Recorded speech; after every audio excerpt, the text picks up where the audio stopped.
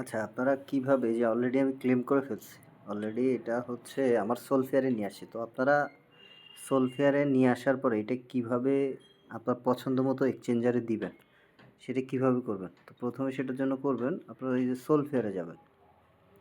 সোলফেয়ারে যেয়ে এরপর হচ্ছে আপনি এই নরিপে টোকেনে সিলেক্ট করবেন। সিলেক্ট করার পরে হচ্ছে এটা সেন্ডে যাবেন।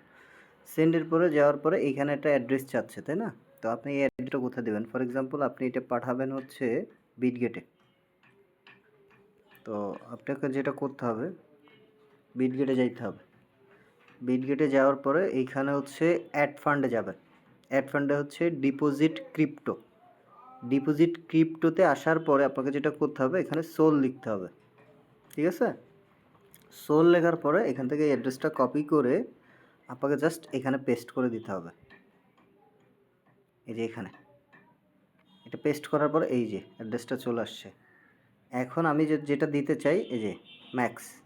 আমি এখন চাইলে এখন জাস্ট এখানে আমি কন্টিনিউ দিলে এটা ওখানে সেন্ড হয়ে যাবে। তো আমি যেহেতু একটু দেরি করতে চাচ্ছি, কারণ আমি কোন এক্সচেঞ্জারে এখনও পর্যন্ত দিব সেটা এখনও পর্যন্ত ডিসাইড করি নাই। সুতরাং আমি একটু ওয়েট করছি যে আসলে কোন এক্সচেঞ্জারের অবস্থা কেমন হবে সেটা বুঝে আসলে আমি এটা ডিপোজিটটা করব।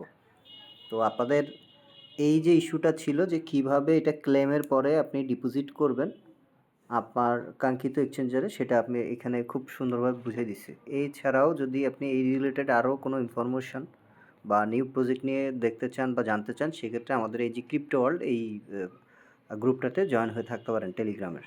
ধন্যবাদ সবাইকে।